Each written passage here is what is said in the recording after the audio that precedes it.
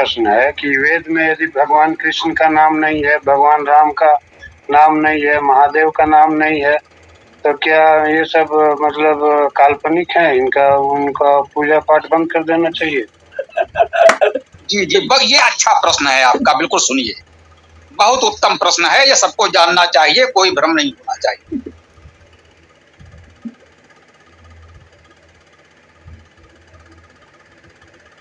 जी स्वामी जी, बताइए।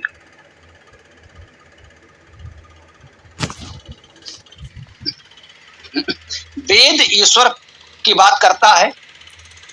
ईश्वर अनादि अनंत सर्वव्यापी है, उसके विषय में वेद आपको पूरी बात करता है। संपूर्ण वेद ईश्वर की स्तुतियों ऋचाओं से ही भरा पड़ा है। कुछ लोगों ने एक आरोप के रूप में भी कहा, अरे भाई वेद में तो केवल स्तुतियां हैं। हमने कहा जी हाँ, ईश्वर की स्तुत करना वेद की शैली है, और इसी माध्यम से, इसी शैली में उसमें सभी जानकारी, समस्त विद्याएं हमको बताई जाती हैं। तो वेद में स्तुतियां हैं, ये तो सब जो थोड़ा भी वेद से दूर से भी परिचित है, वेद नहीं देखा है, वेद के विषय में सुना है, वो भी जानते हैं कि वेद में ईश्वर की स्तुतियां अधिकतम हैं। ऋचा का अर्थ ही स्थित होता है, जो वेद मंत्रों का एक प्रकार का पर्यायवाची है। तो वेद में ईश्वर है, ईश्वर की स्तुति है, ये बिल्कुल ठीक है। अब जैसे आपने कहा राम कृष्ण आदि, तो राम ने भी वेद पढ़े थे। राम के पिताजी, दादाजी, राम के गुरुजी, उनके गुरुजी ने भी वेद पढ़े थे। तो स्वाभाविक है, वेद तो अनादिकाल से चले आ रहे हैं, तो उसमें राम का नाम कैसे हो सकता है? कृष्ण और भी बाद में हुए, कृष्ण ने भी वेद पढ़े थे, वही बात आ गई है ना। तो राम, उनके पूर्वज, उनके गुरु, उनके गुरुओं के गुरु, गुरुओं के गुरु, सब वेद पढ़ते आए। तो जब वेद इतने प्राचीन हैं, तो जो लोग बाद में हुए उसका नाम कैसे हो सकता है? जैसे ये विचार करें, तुलसीदास जी ने रामचरितमानस लिखी। अब तुलसीदास जी, उनके समय से पहले जो कोई हुआ है राम या कृष्ण, उसका उल्लेख तो तुलसीदास जी कर सकते हैं, लेकिन तुलसीदास जी उनका उल्लेख तो नहीं कर सकते जो उनके बाद में हुए।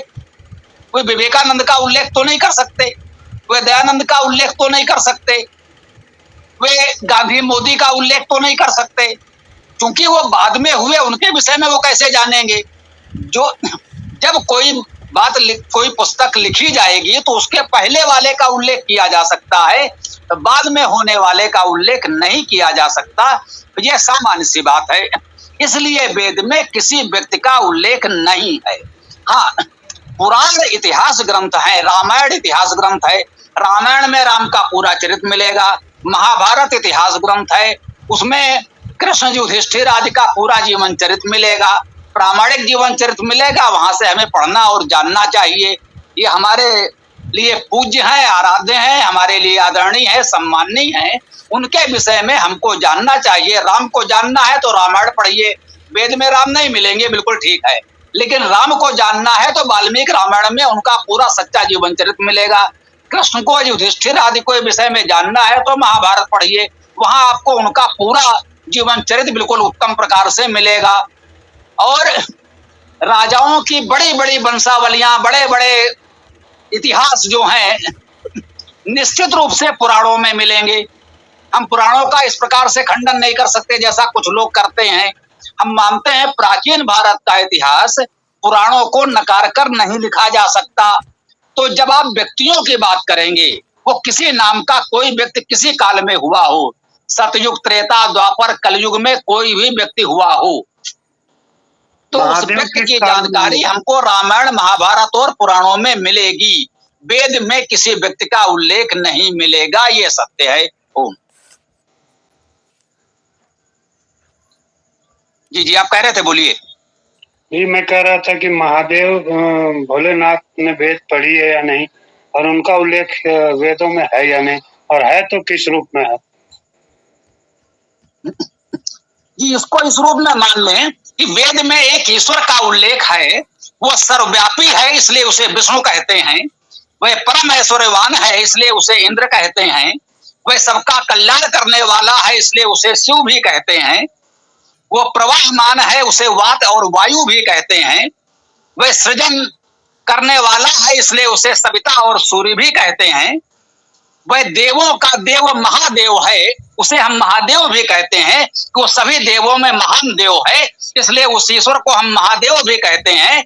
वो सबका कल्याण करने वाला है, इसलिए उसे हम शिव भी कहते हैं। वो एक ईश्वर जो सर्वव्यापी है, उसको हम अनेक नामों से पुकारते हैं। वेद यही कहता है, एकम सद विप्रा बहुधा वदंती अग्निम जमम मातृस्वान माहु। कहते हैं कि एक ईश्वर है जिसको अनेक नामों से पुकारा जाता है, उसको अनेक नाम, अग्नि भी उसी का नाम है।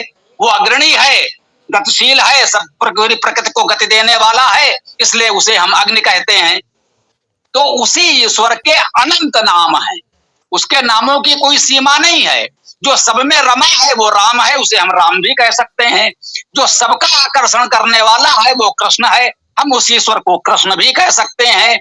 वो प्रबुद्ध है, सबको बुद्धि विवेक देने वाला है, हम उसे बुद्ध भी कह सकते हैं।